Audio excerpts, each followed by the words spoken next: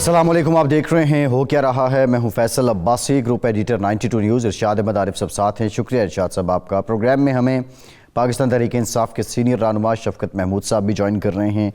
شفقت صاحب بہت شکریہ آپ کا، آپ سے گفتگو کریں گے۔ پاکستان تحریک انصاف کے چیئرمین عمران خان کہتے ہیں، اسٹیبلشمنٹ سے کہتے ہیں کہ خدا کا واسطہ ہے کوئی پولیٹیکل انجینئرنگ نہ کریں۔ ساتھ ہی ساتھ انہوں نے یہ بھی کہا کہ باپ کے لوگوں کو پیپلز پارٹی میں دھکیلا جا رہا ہے اور پیپلز پارٹی کو جنوبی پنجاب میں بھی اب سپیس دی جا رہی ہے۔ یہ پولیٹیکل انجینئرنگ پاکستان کی سیاست میں کوئی نیا لفظ بھی نہیں ہے۔ ماضی میں جو اس وقت کی اپوزیشن تھی، ہم نے دیکھا کہ وہ یہ کہتے تھے عمران خان کی حکومت پہ اور اس وقت کی اسٹیبلشمنٹ پہ یہ الزام عائد کرتے تھے کہ وہ نیب کے ذریعے اور دیگر اداروں کے ذریعے پولیٹیکل انجینئرنگ کر رہے ہیں۔ عمران خان کی حکومت جب تشکیل دی گئی تھی اس وقت ایک صوبہ محاذ بھی بنا۔ اب کی بار بھی یہ سننے میں آ رہا ہے کہ جو سب سے پہلے ضمیر جاگیں گے وہ جنوبی پنجاب سے ہی جاگیں گے۔ تو یہ اسٹیبلشمنٹ پر جو پولیٹیکل انجینئرنگ کا الزام ہے اس وقت بھی تھا، آج بھی ہے۔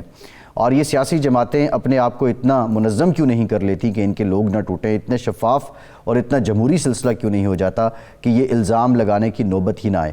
کچھ اکانومی کی بات بھی کریں گے۔ پاکستان کے عوام کی حالت خاصی پتلی ہے، مہنگائی نے اور سیاسی محاذرائی نے بہت مشکل میں ڈال دیا ہے۔ بہت سے معاملات ہیں جس پہ بات کریں گے، لیکن ارشاد صاحب پولیٹیکل انجینئرنگ الزام وہی ہے، کل کو Noon League, Peoples Party, P D M یہ ساری مل کے لگاتی تھی، آج عمران خان لگا رہے ہیں۔ یہ سلسلے ختم کیوں نہیں ہو جاتے؟ یہ اس لیے ختم نہیں ہوتے کہ ماضی سے نہ تو اسٹیبلشمنٹ نے کوئی سبق سیکھا ہے اور نہ ہی ہمارے معذرت کے ساتھ سیاستدانوں نے کوئی سبق سیکھا ہے۔ سیاستدان اسٹیبلشمنٹ کی طرف دیکھتے ہیں اور اسٹیبلشمنٹ اپنے طاقت کے زوم میں یہ سمجھتی ہے کہ ہم بنانے بگاڑنے کا کھیل بہتر انداز میں کر سکتے ہیں، اور اسی وجہ سے نہ تو ادارے مستحکم ہو رہے ہیں پاکستان میں، پولیٹیکل میں انسٹیٹیوشنز کی بات کر رہا ہوں، پارلیمنٹ کمزور ہے، سیاسی جماعتیں کمزور ہیں، ایون عدلیہ کمزور ہے، اور نہ ہی پولیٹیکل کلچر پروان چڑھ رہا ہے۔ یعنی وفاداری جو ہمارے معاشرے کا ایک خصوصی عنصر تھا، مسلم معاشرے کا بھی اور بر صغیر کا معاشرے کا، سیاسی جماعتوں میں یعنی وفاداری بڑی اہم سمجھی جاتی ہے پولیٹیکل لیڈرشپ کے نزدیک، یعنی وہ نظریے سے بھی زیادہ اہم ہوتی ہے۔ لیکن سیاستدان جب ترک کرنے پر آئے تو اس کے پاس 100 بہانے ہوتے ہیں۔ وہ بنیادی جو ایک کم از کم وفاداری انسان کو درکار ہوتی ہے کسی نظریے کے ساتھ، کسی جماعت کے ساتھ، کسی لیڈر کے ساتھ، اس کو بھی بھول جاتا ہے۔ اچھا، یہ جو بے روزگار سیاستدان ہوتے ہیں خاص طور پر، ان کا بھی تو کوئی مصرف ہونا چاہیے۔ یہی تو سب کا روزگار چلاتے ہیں۔ تو یہ 2012 میں میں نے ایک کالم لکھا تھا، بے روزگار سیاستدان۔ اس وقت ایک ہم خیال گروپ تھا جو نہ نون لیگ میں نہ تھا، نہ پی ٹی آئی میں تھا، نہ پیپلز پارٹی میں تھا۔ وہ جگہ تلاش کر رہے تھے۔ ایک میٹنگ ہوئی یہاں لاہور میں، تو اس میں بہت سارے لوگ تھے، تو اس پہ میں نے وہ کالم لکھا تھا۔ اب بھی شنید یہی ہے کہ بے روزگار سیاستدان جو ہیں نا، وہ کوشش کر رہے ہیں کہ ایک پارٹی تشکیل پائے، اور شنید یہی ہے کہ اس کو عشیرباد جو حاصل ہے وہ زرداری صاحب کی ہے۔ اچھا، لیکن شفقت محمود صاحب سے میرے خیال ہے ہمیں پوچھنا چاہیے کہ خان صاحب نے جو اتنی بات کی ہے، تو واقعی شفقت صاحب کوئی ایسی پولیٹیکل انجینئرنگ ہو رہی ہے؟ وہ تو کہتے ہیں کہ وہ اے پولیٹیکل ہیں، تو ان کو پھر گھسیٹا جا رہا ہے سیاست میں۔ آپ لیکن بات یہ ہے کہ اس وقت جو بہت ساری موومنٹس آپ کو نظر آ رہی ہیں، وہ کچھ ان کی نوعیت ایسی ہے کہ جس سے یہ ضرور ایک تاثر ابھرتا ہے۔ اور افسوس کی بات یہ ہے کہ ہماری تاریخ کو اگر آپ اٹھا کے دیکھیں تو یہ کیونکہ ہوتا رہا ہے، اور اس میں ابھی میرا خیال ہے کہ زیادہ دور کی بات نہیں، جنرل باجوہ صاحب نے جو اپنے بیانات دیے اس میں بھی انہوں نے اسی قسم کی باتیں کی۔ اس سے پہلے ہمیں پتہ ہے کہ جب سے ضیاء کے زمانے سے لے کے آج تک تقریباً انجینئرنگ یا انٹرفیئرنس کہہ لیں یا انٹرسٹ کہہ لیں یا کچھ مینجمنٹ کہہ لیں، وہ تو ہوتا رہا ہے۔ اور لیکن میرا خیال ہے کہ اب وقت آ گیا ہے کہ ہم سارے مل کے اس چیز کو کہیں کہ پولیٹکس جو ہے وہ پولیٹیشنز کے لیے ہے، اور وہی اپنا جو بھی اپنے مفادات کی خاطر، لیکن میرا خیال ہے کہ اس میں پیپلز پارٹی کا بھی بڑا رول ہے, وہ بھی آگے بڑھ کے وہ کچھ تاثر بھی دے رہے ہیں کہ جی ان کا وہ سب سے آگے ہیں اور اگلی دفعہ وہ آ رہے ہیں, تو اس طریقے سے وہ جھانسا واسا دینے کی بھی کوشش کر رہے ہیں, شفقت صاحب, لیکن کامیابی نہیں ہوگی. شفقت صاحب, معذرت کے ساتھ سیاستدان جو ظاہر ہے آپ سے الگ ہوئے یا مسلم لیگ نون سے الگ ہوتے ہیں یا پیپلز پارٹی سے, ان کو یہ حق تو حاصل ہے نا کہ وہ کوئی اکٹھے ہوں, کوئی گروپ بنائیں, کوئی جماعت بنائیں. یہ اسٹیبلشمنٹ کو خامخواہ درمیان میں کیوں لایا جاتا ہے؟ ظاہر ہے آپ اگر اپنے لوگ اپنے ساتھ ملا کے نہیں رکھ سکے یا کچھ لوگ بدظن ہیں پیپلز پارٹی سے یا مسلم لیگ نون سے, تو ان کو یہ حق حاصل ہے, تو اس میں اسٹیبلشمنٹ کہاں سے آ جاتی ہے؟ یہ از خود بھی تو فیصلہ کر سکتے ہیں. ویسے ابھی تک چودھری سرور صاحب نے بھی تردید کی ہے, علیم خان صاحب نے بھی تردید کی ہے, جہانگیر ترین صاحب بھی کہتے ہیں کہ میرا کسی نئی پارٹی سے کوئی تعلق نہیں ہے. دیکھیں شاہ صاحب, میں آج کی بات کو ابھی رہنے دیں, لیکن اگر آپ تھوڑا سا بھی ماضی میں پیچھے جائیں تو آپ نے جنرل باجوہ کے بیانات دیکھے ہیں, آپ نے اور رپورٹیں بہت ساری آئی ہیں, ہم نے منڈیاں لگتی دیکھی ہیں, ہم نے لوگوں کو فون کالز آتی تھیں, اس کے بارے میں لوگوں نے بتایا ہے کہ ان کو فون کالز آتی تھیں. تو کلیئرلی جب تک جنرل باجوہ تھے تو وہ تو بڑی سیویئر قسم کی انٹرفیئرنس تھی.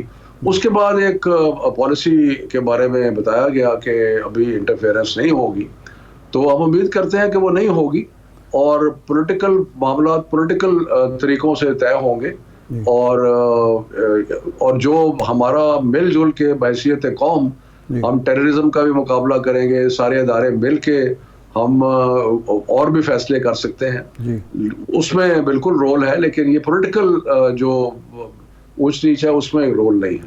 شفقت صاحب, لیکن یہ جنرل باجوہ ہی تھے جن کو آپ کی حکومت نے, عمران خان صاحب نے 3 ماہ پہلے جن کی توسیع کا ایکسٹینشن کا اعلان کیا. یہ باجوہ صاحب بھی تھے جن کی بار بار خان صاحب تعریف کرتے تھے کہ جمہوریت پسند انسان ہیں اور جمہوریت کو مضبوط کر رہے ہیں, ہماری بڑی مدد کر رہے ہیں, خارجہ محاذ پر بھی داخلہ محاذ پر بھی. یہ اچانک کیا ہوا کہ وہ سارے بہت بڑے ولن بن گئے اور ساری خرابیاں اب ان کے کھاتے میں ڈالی جا رہی ہیں؟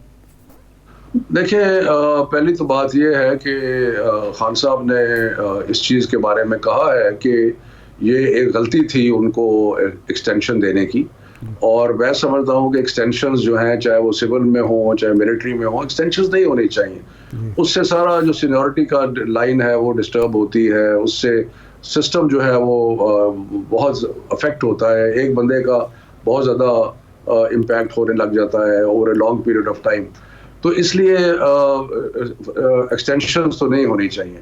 باقی رہ گیا یہ کہ آپ کا سوال کہ جی جنرل باجوہ صاحب کے بارے میں کیوں انہوں نے اپنے بیان چیز کیا, اس کے بارے میں تو کوئی, اب آپ کو میں تو حیران ہوں آپ یہ سوال کر رہے ہیں, کیونکہ بے شمار ایویڈنس آئی ہے کہ جس میں یہ صاف ظاہر ہے کہ جو ہمارے خلاف ووٹ آف نو کانفیڈنس ہوا, جو باقی چیزیں ہوئیں, جو اس کے بعد مئی 25 کا واقعہ ہوا, جس طریقے سے یہاں پہ تشدد کیا گیا, تو یہ ساری چیزیں جو ہیں ان میں بالکل 100% جنرل باجوہ کا ہاتھ تھا اس میں.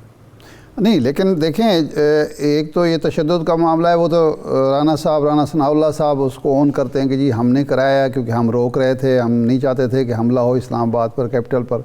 لیکن باجوہ صاحب اگر یہ کہتے تھے خان صاحب کو کہ بزدار کی نااہلی کی وجہ سے پنجاب میں کچھ ڈلیور نہیں ہو رہا, اس کو آپ ہٹا دیں, یا کوئی اور شہزاد اکبر کے بارے میں باتیں کرتے تھے, کچھ سکینڈلز آ رہے تھے حسن جمیل گجر کے, تو ایک اگر مشورہ دیتے تھے ایک ایسا شخص جو باخبر شخص ہے, تو اس پر اتنا برا منانا کہ ساری خرابیوں کی جڑ اس کو قرار دے دینا, یہ کوئی انصاف پسندی ہے؟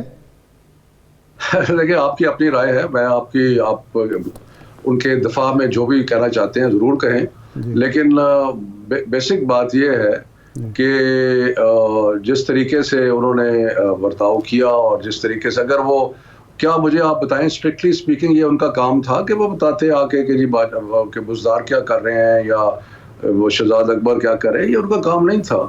اور یہ تو اور بے شمار سو میرا خیال ہے کہ اس کے بارے میں یہ کہنا کہ جی وہ ایک دوست کا کردار ادا کر رہے تھے. ہو سکتا ہے ان کے کچھ یہ موٹیو بھی ہو, لیکن یہ تو اب کلیئر ہو گیا کہ وہ چاہتے تھے کہ علیم خان صاحب اور ان کی مرضی کے چیف منسٹر بنے. نہیں شوکت صاحب, بات یہ ہے کہ جب خان صاحب کہتے ہیں کہ خود خان صاحب کہتے ہیں کہ بجٹ منظور کرانا ہوتا تھا تو مجھے کہنا پڑتا تھا باجوہ صاحب سے یا فیض حمید صاحب سے. جب الیکشن تھے حفیظ شیخ صاحب کے اور اس میں یوسف رضا گیلانی جیت گئے تو خان صاحب نے ان دونوں سے کہا کہ جی میں اعتماد کا ووٹ لینے لگا ہوں, آپ بندوبست کریں. انہوں نے سارا بندوبست, جب خان صاحب ان پر رلائے کرتے تھے, ان کو بار بار کام کہتے تھے پولیٹیکل, تو پھر وہ مشورہ بھی دے سکتے تھے. دیکھیں بات یہ ہے کہ جو غلطیاں ہوئی وہ خان صاحب نے اپنے مختلف تقاریر میں ان کا ذکر بھی کیا ہے, لیکن فیکٹ ریمینز کہ ہم جو بھی کہتے تھے, جو ادارہ ہے وہ اپنے جو آئینی حدود ہے ان میں رہنا چاہیے تھا, اور امید ہے کہ آئندہ بھی رہے گا. لیکن شفقت صاحب, غلطیاں آپ سے ہوئیں, بارہا غلطیاں ہوئیں, خمیازہ قوم بھگت رہی ہے. آج آپ الزام صرف باجوہ صاحب کو دے رہے ہیں, کیا خان صاحب کو بھی قوم سے معافی نہیں مانگنی چاہیے اپنی غلطیوں پہ؟ مجھے لگتا ہے کہ آپ نے کوئی یہ پلان بنایا ہوا ہے کہ مطلب کہ کوئی ڈیبیٹ سی کر دیں. دیکھیں بات یہ ہے, میں نے ایک دفعہ نہیں کئی دفعہ کہہ دیا ہے کہ جو جنرل باجوہ صاحب کا اس وقت مشورے تھے یا سب کچھ تھے وہ اسٹرکٹلی اسپیکنگ ان کو نہیں دینے چاہیے تھے. اور دوسری بات یہ ہے کہ اگر ہم سے غلطیاں ہوئی تو اس کا ہم نے ایکسیپٹ بھی کر لیا, اس کے بارے میں کہا کہ یہ نہیں ہونا چاہیے تھا. ہماری اوور ریلائنس جو تھی اور ایجنسیز وہ نہیں ہونی چاہیے تھی, اور سب نے کچھ نہ کچھ سیکھا ہے اس سے. تو اب آگے بڑھنے کے لیے ضروری ہے کہ یہ جو بھی سیاسی کھیل ہے یہ صرف سیاستدانوں کے درمیان ہو, اور انشاءاللہ دعا تو یہی کرتے ہیں کہ ایسے ہوگا. صحیح ہے. اب شوکت صاحب, موجودہ جو صورتحال ہے ملک کے لیے سب سے بڑا مسئلہ معاشی بحران بن گیا ہے, اور حالت یہ ہو گئی کہ ہمارے ریزرو اتنے بھی نہیں رہے جتنے دوست ملکوں نے پارک کیے ہوئے تھے ہمارے اسٹیٹ بینک میں. $6 ارب, اب $4.5 ارب پہ ہم پہنچ چکے ہیں ہمارے جو ریزرو ہیں, اور ایل سیز کھول نہیں رہی, کنٹینر مختلف اشیاء کے پڑے ہوئے ہیں ایئرپورٹ پہ اور ان کی کلیئرنس نہیں ہو رہی. ایسی صورت میں حال میں آپ کی طرف سے کوئی متبادل منصوبہ بھی تو دینا چاہیے کہ اگر آپ اقتدار میں آتے ہیں تو اس بحران سے کیسے نکلیں گے, کیونکہ آئی ایم ایف میں آپ بھی تھے, آئی ایم ایف میں یہ بھی ہیں, جو پالیسیاں آپ کے دور میں تھی اسی طرح کی پالیسیاں آج بھی چل رہی ہیں. کوئی نظام میں تبدیلی, خاص طور پر ہمارا جو معاشی نظام. نہیں, میں آپ سے ڈس ایگری کرتا ہوں, ایسی کوئی بات نہیں ہے. ہماری پالیسیز جو تھیں 6% ہماری گروتھ تھی, ریکارڈ لیول پہ ہمارے ایکسپورٹس تھے, ریمیٹنسز ریکارڈ لیول پہ تھیں, کنسٹرکشن بوم کر رہی تھی, ٹیکسٹائل انپریسیڈنٹ لیول. آپ کیسے کمپیئر کرتے ہیں کہ وہ پالیسیاں وہی تھی؟ انہوں نے تباہی اور بربادی کر دی ہے پچھلے 8 مہینے کے اندر. تو یہ کوئی مقابلہ ہی نہیں ہے ہماری پالیسیوں کا ان کے ساتھ. پتہ نہیں آپ کیسے کہہ رہے ہیں یہ. تو آئندہ جو اللہ تعالیٰ اگر ہمیں موقع دے تو انشاءاللہ ہمارے پاس پورا پلان ہے, اور ہم اس میں عمل درآمد کریں گے. اور اس ملک کو جس طرح پہلے ہم نے, ذرا 2018 کی صورتحال آپ دیکھیں, 2018 میں بھی جب چھوڑ کے گئے ہیں تو تباہی کے دہانے پہ چھوڑ کے گئے تھے. اس وقت بھی آئی ایم ایف کے پاس جانا ضروری ہو گیا تھا, لیکن 3 سال میں ہم نے معیشت کو کھڑا کر دیا تھا, اور ڈالر جو تھا وہ 178 پہ تھا, آج 300 کا سنا ہے وہ بک رہا ہے. تو آپ کیسے کمپیئر کر سکتے ہیں عارف صاحب؟ میں تو حیران ہوں. نہیں, میں جو جس بات پہ کمپیئر کر رہا ہوں وہ یہ ہے کہ آپ بھی آئی ایم ایف کے پاس گئے, یہ بھی آئی ایم ایف کے پاس ہیں. بعض معیشت دان یہ کہتے ہیں کہ تباہی کی وجہ ایک یہ بھی ہے کہ آئی ایم ایف جو شرائط عائد کرتی ہے جس کی وجہ سے عام آدمی کی زندگی اجیرن ہوتی ہے, آئی ایم ایف میں ہوتے ہوئے اس تباہی کا قوم سامنا کر رہی ہے. میں صرف ایک پوائنٹ میں نے کہا تھا. تو اب آپ کے پاس کیا متبادل ہے کہ آپ اگر آتے ہیں تو ایک تو اس بحران سے نکلیں اور دوسرا آئی ایم ایف کی ضرورت نہ پڑے؟ دیکھیں, آئی ایم ایف کے پاس جانا یا نہ جانا جو ہے وہ کوئی بائی اٹ سیلف کوئی اتنی بری چیز نہیں ہے. آئی ایم ایف کے پاس لوگ جاتے ہیں, وہ لینڈ بھی کرتے ہیں, پالیسیز بناتے ہیں. کچھ پالیسیز ایسی ہوتی ہیں جو کہ قابل قبول آسانی سے نہیں ہوتی. ہمارے زمانے میں آئی ایم ایف کا پروگرام چلا, ہم نے چلایا, ہم نے ان کے ساتھ ایک معاہدہ کیا. تو اس لیے یہ کہنا کہ I M F by definition غلط ہے, وہ تو ایک ایک بڑی الگ ایک ڈبیٹ ہے. باقی بات یہ ہے کہ ان لوگوں نے تباہی پھیر دی ہے. ان لوگوں کے اسحاق ڈار نے آ کے جس طرح ڈالر کے 2 ریٹ بنا دیے ہیں, جو اوپن مارکیٹ کا ریٹ اور ہے, دوسرا ریٹ جو ہے وہ اور ہے, جس طرح سے اور پالیسیز بنائی ہیں انہوں نے تباہی اور بربادی کر دی ہے ملک کی, اور آپ کو نظر آ رہا ہے یہ کہ تباہی بربادی, اور اس کا حل سوائے الیکشن کے اور ہے کوئی نہیں. صحیح ہے, اس لیے کہ یہ تو ناکام ہو چکے ہیں. ٹھیک ہے شفقت صاحب, اب ذرا الیکشن کی بات کر لیتے ہیں. آپ نے 25 مئی کا لانگ مارچ کیا, الیکشن نہیں ملا. پھر اس کے بعد آپ نے سال کے آخر میں لانگ مارچ کیا, الیکشن نہیں ملا. اسمبلی تحلیل کا ابھی آپ نے کارڈ کھیلا, معاملہ عدالت میں چلا گیا. اب فیصلہ یہ ہوا ہے کہ پرویز الہی صاحب 11 جنوری کے بعد اعتماد کا ووٹ لیں گے. اس میں بھی متضاد رائے ہیں. وہ کہتے ہیں کہ اعتماد کا ووٹ لیا تو تعمیل ہوگی گورنر کے خط کی. خیر یہ علیحدہ معاملہ ہے. آپ سمجھتے ہیں کہ آپ کا اسمبلی تحلیل کارڈ آپ کو جلد الیکشن دلوا دے گا, اور اگر جلد الیکشن نہ ہوا تو اس پولیٹیکل انسرٹنٹی کا کیا حل ہے, اور پاکستان کا کیا بنے گا؟ پاکستان کا کیا بنے گا وہ تو شہباز شریف اور ان کے حواریوں سے پوچھیں, جو کہ صرف اپنے مقدمے ختم کروانے کے لیے اور اپنے جو لوٹ مار کا انہوں نے بازار گرم کیا تھا اس کو بچانے کے لیے بیٹھے ہیں. تو پوچھنا تو یہ چاہیے کہ پاکستان کا کیا بنے گا, کیونکہ وہ اس وقت قابض ہیں. لیکن اس کے بعد ہم نے ہر طریقے سے کوشش کرنی ہے الیکشن کی. کیوں؟ اس لیے کہ ہم سمجھتے ہیں کہ الیکشن ایک واحد حل ہے جس سے ملک کے مسائل حل ہو سکتے ہیں. اور اس کی بھی وجہ کیا ہے؟ اس کی وجہ یہ ہے کہ الیکشن کے بعد جو نئی حکومت آئے گی اس کو عوام کی مینڈیٹ ہوگا, عوام کی سپورٹ ہوگی, 5 سال کے لیے وہ آئے گی, وہ دور رس پالیسیز بنا سکتی ہے. تو اس لیے ہم تو کنونسڈ ہیں کہ جو بھی کرنا پڑا ہم الیکشن کے لیے تگ و دو کرتے رہیں گے. اچھا, یہ ٹیکنوکریٹ کی بات بھی ہو رہی ہے, بلکہ سب سے پہلے آپ کی ہی طرف سے, آپ کی جماعت کی طرف سے یہ ایشو سامنے آیا, پھر اس کے بعد شبر زیدی صاحب نے کہا, باقی لوگوں نے کہا. تو یہ ٹیکنوکریٹ حکومت لانے کی کوشش موجودہ حکمران کر رہے ہیں یا کسی اور کا آئیڈیا ہے؟ مجھے نہیں پتا کس کا آئیڈیا ہے, لیکن یہ بہت ہی برا آئیڈیا ہے, کیونکہ ٹیکنوکریٹ حکومت جو ہے وہ تو بالکل ہی وہ چند دن نہیں چل سکتی. دیکھیں پولیٹیکل پارٹی جو ہوتی ہے اس کو عوام میں سپورٹ ہوتی ہے, اور عوام میں سپورٹ کی وجہ سے جب وہ سخت فیصلے کرتے ہیں اور جب وہ ایسے فیصلے کرتے ہیں جس سے عوام کو تکلیف ہو تو عوام برداشت کرتی ہے, کیونکہ وہ ان کی سپورٹ ہوتی ہے گورنمنٹ. اگر یہ ٹیکنوکریٹ آ کے کوئی فیصلہ کرتے ہیں اور آگے سے عوام کھڑی ہوتی ہے تو یہ تو 4 دن نہیں سروائیو کریں گے.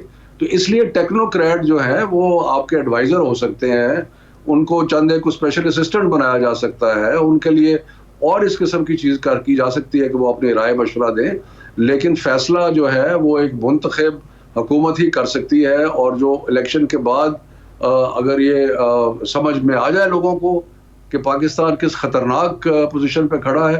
میں آپ کو بتاؤں کہ میں نے تقریباً مجھے پبلک سروس میں 50 سال سے اوپر ہو گئے, میں نے اتنے برے حالات آج تک کبھی نہیں دیکھے جو پاکستان کے تھے, اور 8 مہینے پہلے دیکھیں آپ کے کیا حالات تھے اور آج کیا ہے.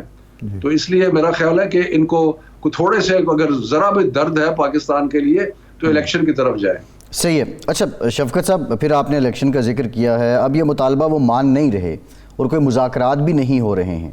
حکومت کی ذمہ داری ہے عوام کا درد محسوس کرنا, لیکن بطور پاپولر لیڈر الیکشن کے علاوہ عمران خان کے پاس کیا آپشن ہے؟ کیونکہ عمران خان پہ بھی اتنی ذمہ داری عائد ہوتی ہے, پاکستان کے عوام نے انہیں بھی تو وزیر اعظم منتخب کیا نا. یہ مجھے آپ کی ویسے باتوں کی کچھ سمجھ نہیں آ رہی کہ ذمہ داری اس کی ہے جنہوں نے انانے اقتدار سنبھالا ہوا ہے, یا ذمہ داری جو ہے وہ عمران خان کی ہے. عمران خان کیا عمران خان قومی لیڈر نہیں ہے؟ میری بات کو مجھے مکمل کرنے دیں نا, کہ انہوں نے 3 سال میں اپنی 3.5 سال میں پرفارمنس دکھا دیا آپ کو. میں نے آپ کو بتایا کہ جو اس کے جتنے وہ ہیں کیا کہنا چاہیے انڈیکیٹرز, وہ میں نے آپ کو بتا دیے. تو اب یہ ہے کہ ہمارے پاس, ہم نے بہت غور کیا اس چیز پہ, اور بہت غور کرنے کے بعد ہم اس مقام پہ پہنچے ہیں اور اس نتیجے پہ پہنچے ہیں کہ اس معاملے کا, پاکستان کے بحران کا حل سوائے فریش مینڈیٹ کے نہیں ہے. اور وہ ساری دنیا میں فریش مینڈیٹ آتا ہے جب جمہوری ملکوں میں اس قسم کے کرائسس آتے ہیں.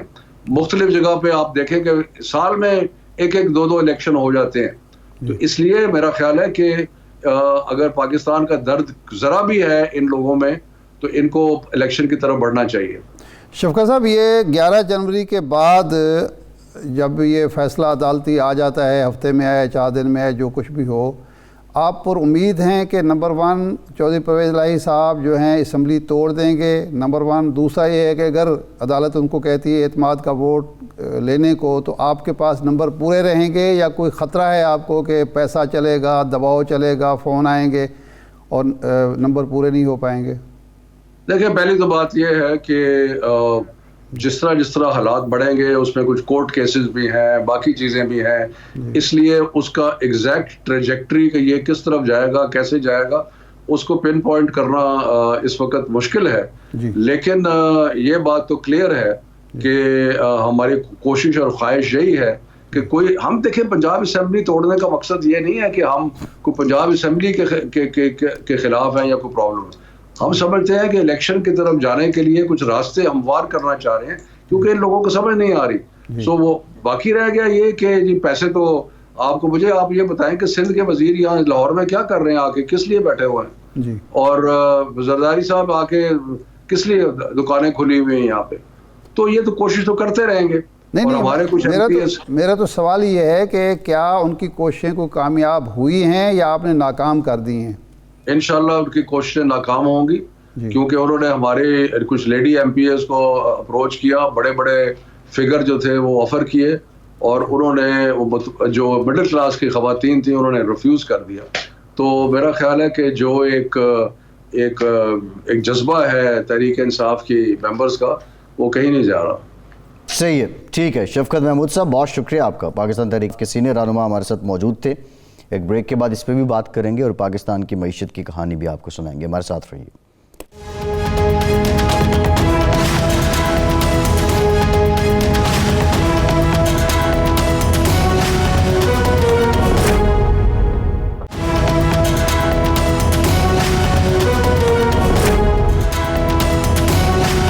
بریک کے بعد ایک بار پھر سے آپ کا خیر مقدم کرتے ہیں. ہمیں جوائن کیا ہے پروفیسر ڈاکٹر اشفاق حسن صاحب نے. آپ پرنسپل ہیں national university of science and technology کے، مایناز معیشت دان ہیں. ڈاکٹر صاحب، ڈالر اب اتنے بھی میسر نہیں خزانے میں جتنے ہم چھوڑ دیا کرتے تھے پیمانے میں.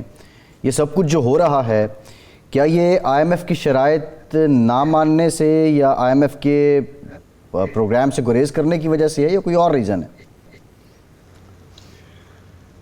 سب سے پہلی چیز یہ ہے کہ آج ہم کیا چیز گفتگو کر رہے ہیں؟ ڈالر کی شارٹیجز، کرائسس.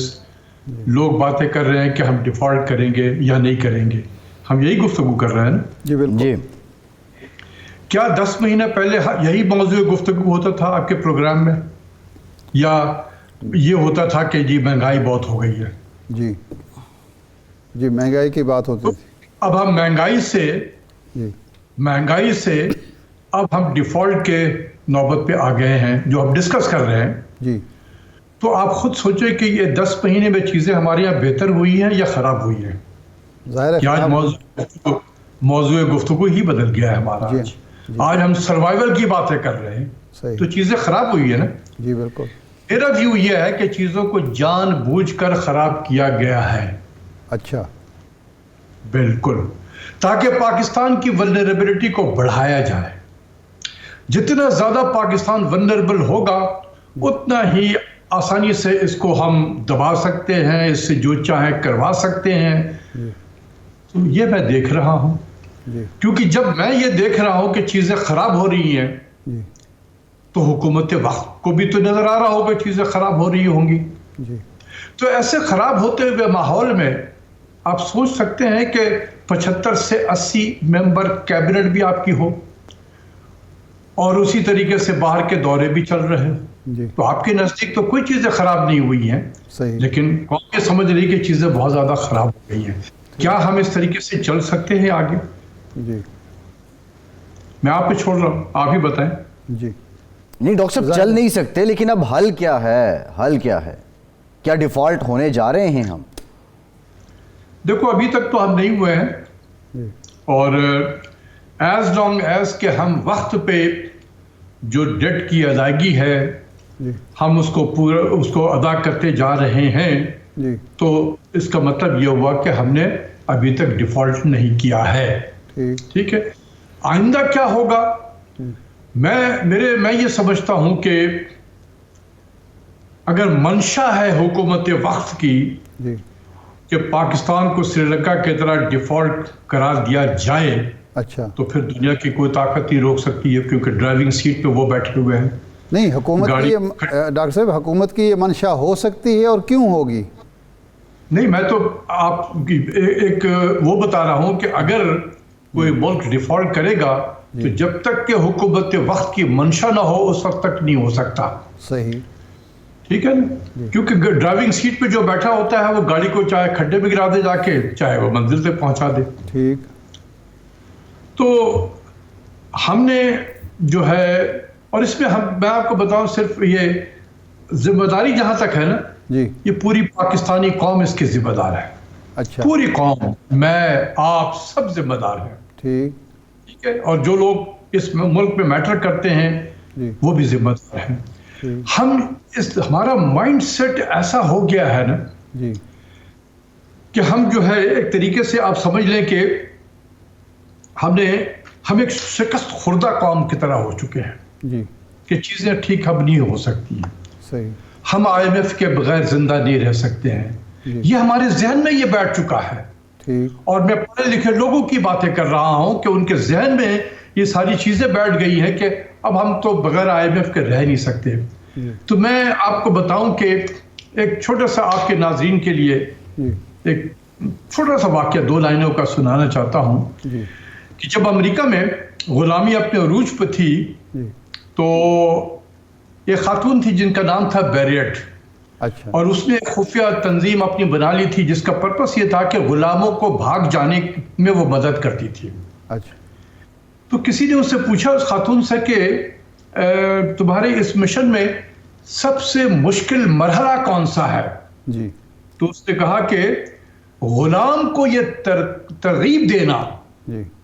غلام کو یہ ترغیب دینا جی.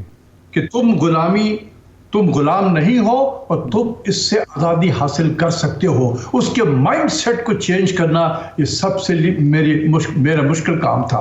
اسی طریقے سے ایک امریکن جرنلسٹ تھا، اس نے چائنا کے جو لیڈر تھے ڈینگ سیاؤ پنگ، اس سے بھی پوچھا کہ آپ کے نزدیک جو آپ نے چائنا کو ٹرانسفارم کیا ہے تو آپ کے نزدیک سب سے اہم چیلنج کیا تھا؟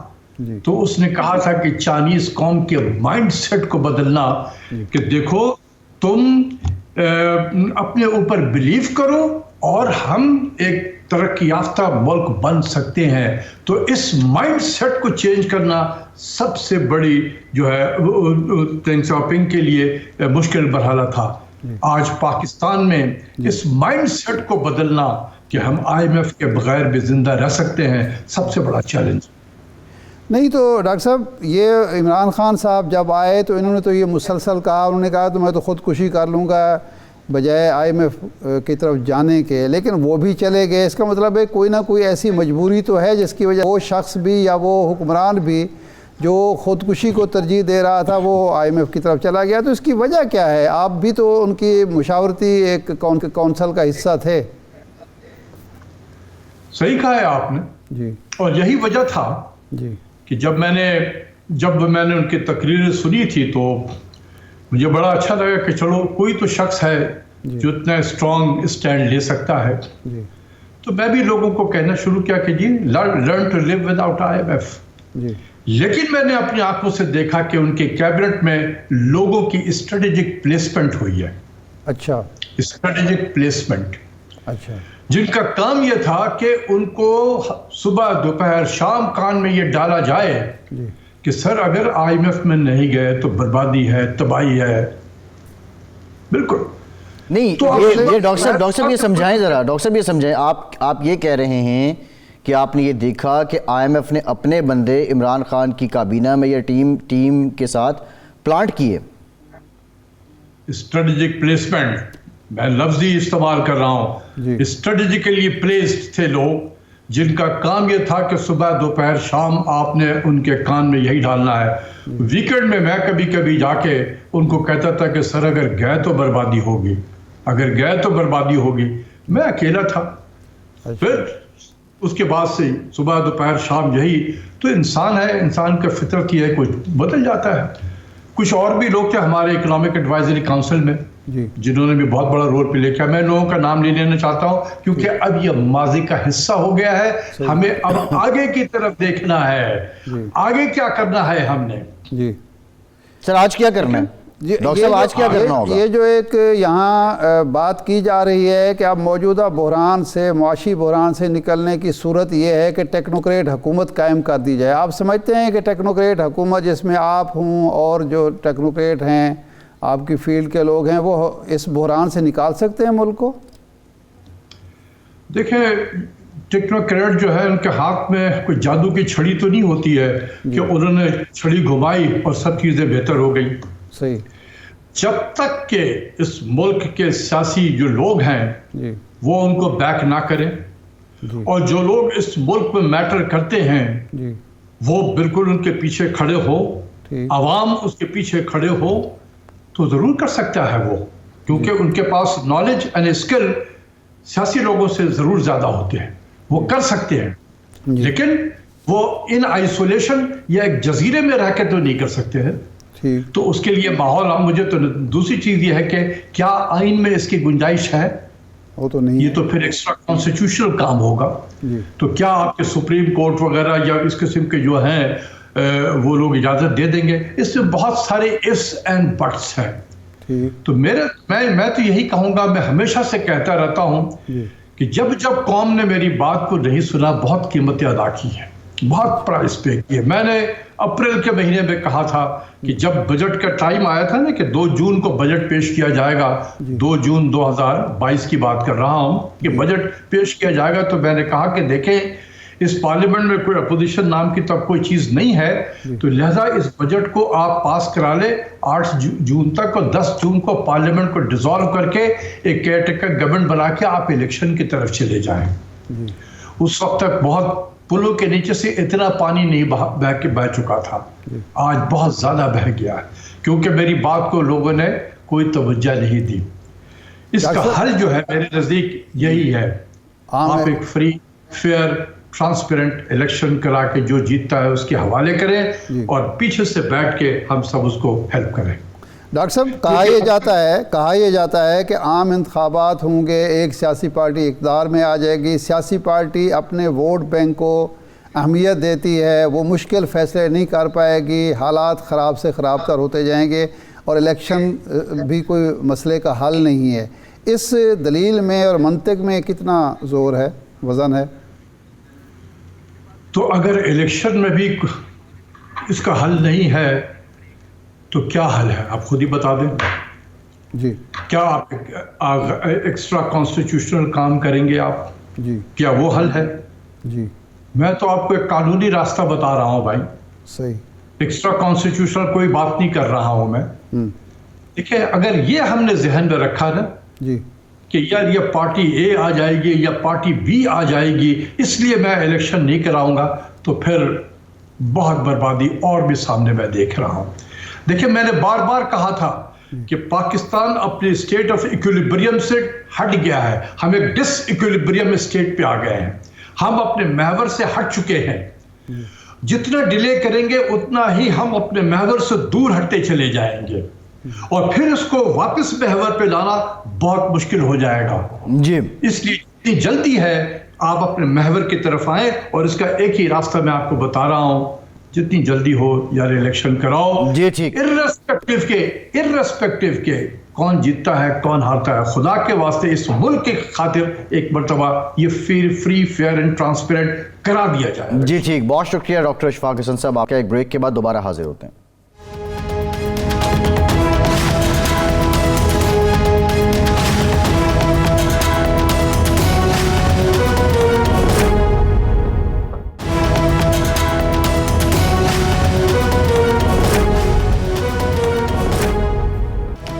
بریک کے بعد ایک بار پھر سے آپ کو خوش آمدید کہیں گے. ارشاد صاحب, پنجاب میں نئی سیاسی جماعت, ابھی تک یہ کبھی حقیقت لگتی ہے کبھی افسانہ لگتا ہے, آپ کے پاس کیا اطلاعات ہیں, یہ کہانی ہے کیا؟ دیکھیں, اتنی حقیقت ہے کہ کہیں نہ کہیں یہ خواہش موجود ہے اور اس قدر افسانہ ہے کہ نہ جہانگیر ترین صاحب تصدیق کر رہے ہیں، نہ علیم خان صاحب تصدیق کر رہے ہیں، نہ چودھری سرور صاحب تصدیق کر رہے ہیں، اور جو باقی 4-5 نام لیے جا رہے تھے، ایک آدھ نون لیگ کا ہے، ایک دو پیپلز پارٹی کے ہیں، ایک دو جنوبی محاذ جو پرانا جنوبی محاذ تھا، پی ٹی آئی سے تعلق تھا، وہ ہیں. یعنی آپ کے خطے سے ابھی تک جی آپ کے خطے سے نام زیادہ وہی ہیں. ہمارا خطہ جو ہے نا جنوبی پنجاب، سرائکی وسیب اس کو کہنا چاہیے. دیکھیں ایک تو یہ ہے کہ سیاسی شعور اتنا زیادہ ہے کہ یہ سب سے پہلے ان کو پتہ چل جاتا ہے کہ ہوا کا رخ کیا ہے. ضمیر بھی آپ کے سب سے پہلے جاگتے ہیں. ظاہر بات ہے کہ باضمیر لوگوں کے ضمیر تو جاگیں گے نا، تو وہ ان کو پتہ چل جاتا ہے کہ ہوا کا رخ کیا ہے. تو وہ مجیب الرحمن شامی صاحب ایک واقعہ بیان کرتے ہیں ایک سیاستدان کے بارے میں. کہنے لگے کہ میں اسلام آباد کلب میں کھانا کھا کے نکل رہا تھا تو وہ آ گئے اور انہوں نے ایک ایسا جملہ کہا، مشرف دور کے بعد کی بات ہے، کہ کہتے میں لوٹ پوٹ ہو گیا. کہنے لگے کہ شامی صاحب یہ بتائیں کہ ہمارے میر جعفر اور میر صادق بننے کا وقت آ گیا یا ابھی دیر ہے. ٹھیک ہے. لیکن یہ ہے کہ اصل میں ایک سوچ رہی ہے جو ہم نے وہ کیا کہتے ہیں فرام دا ہارسز ماؤتھ سنی ہے کہ جی اچھے لوگ ہر پارٹی میں ہیں. مسلم لیگ نون میں بھی ہیں، پیپلز پارٹی میں بھی ہیں، تحریک انصاف میں بھی ہیں. اور اچھے لوگوں سے مراد یہ ہوتا ہے کہ تابع دار قسم. اچھا، بعد اب با نصیب. تو اگر ان پر مشتمل ایک پارٹی بنا دی جائے تو حق و باطل ڈیفائن تو ہو جائے گا، بہت فائدہ مند ہوگا. ایسے لوگ جو ہیں وہ بڑے فائدہ مند. اچھا، ایک طرف ہو گئے، دوسری کیٹیگری دوسری طرف، تو حق اور باطل تو ڈیفائن ہو گیا نا. ڈیفائن ہو گیا. دیکھیں یہ جب پیپلز پارٹی کا دوسرا دور تیسرا دور تھا 93 سے 96 جی، تو اس وقت ایک سوچ پیدا ہوئی تھی کہ اب تک وہ لوگ سیاست میں آئے یا لایا گیا یا آئے جنہوں نے دعویٰ کیا کہ ہم ملک کے لیے کچھ کریں گے. اب ان لوگوں کو سیاست میں آنا چاہیے اور آگے بڑھانا چاہیے جو کچھ نہ کچھ ملک کے لیے کر چکے ہیں. پھر وہ عمران خان صاحب کا نام آتا تھا، اس میں ایدھی صاحب کا نام آتا تھا، ایون ڈاکٹر عبدالقدیر صاحب کا نام بھی آتا تھا، خان کا نام آتا تھا، اور کئی لوگ تھے نام آتا تھا. تو پھر ایک ایسا آدمی تو آ گیا نا، اس نے پارٹی بنائی اور پھر کامیاب ہوگا جد و جہد کی، جس نے ڈیلیور کیا تھا شوکت خانم کی صورت میں، نمل کی صورت میں. تو اب جو بات ایک چل پڑی ہے، بات چل نکلی ہے، اب دیکھیں کہاں تک. اب پرانے بندے ایکسپیرینس بندے لائیں جو کبھی وزیر اعظم رہے ہوں، کبھی اسپیکر رہے ہوں، وزیر اعلیٰ رہے ہوں، ان کو اکٹھا کیا جائے. ایک دو رکاوٹیں اس میں آ رہی ہیں. ایک تو یہ ہے کہ کیا صرف پی ٹی آئی اس کو اپنا مد مقابل سمجھے گی یا مسلم لیگ نون بھی اپنا مد مقابل سمجھے گی؟ زرداری صاحب کے تو فائدے میں ہے وہ. دوسری رکاوٹ یہ ہے کہ جو لوگ نااہل ہیں ان کو اہل کیسے کرایا جائے. اور اگر یہ نااہلی پہلے ختم نہیں ہوتی اور پارٹی بننے کے بعد نااہلی ختم ہوگی تو پھر تو وہ ہوگا کہ سارا ملی بھگت ہے اور یہ سارا انجینئرنگ ہو رہا ہے. تو ہم پولیٹیکل انجینئرنگ کے الزام سے بھی بچنا چاہتے ہیں. بھی بڑی امپورٹنٹ بات ہے. آپ یہ کہہ رہے ہیں کہ کچھ لوگ ایسے ہیں جو انفرادی اور ذاتی مطالبات اس پارٹی کو بنانے سے پہلے ہی اپنے رکھ چکے ہیں. رکھنا چاہیے نا، اس کے بغیر تو کام نہیں بنتا نا. اس کے بغیر تو کام آخر کسی نے کوئی پوسٹر بوائے بھی ڈیمانڈ کر چکا ہوگا کہ میں نے سی ایم کا کینڈیڈیٹ ہونا ہے، میں نے پی ایم. تو پھر سی ایم بھی ہوں گے، پی ایم بھی ہوں گے، سب کچھ ہوں گے، منسٹر بھی ہوں گے، کیبنٹ بھی ہوگی، سب کچھ ہوگا نا. صحیح، ٹھیک. ارشاد صاحب پروگرام کا ٹائم ختم ہو. شکریہ آپ کا. آج کے پروگرام سے اتنا ہی، اجازت دیجیے.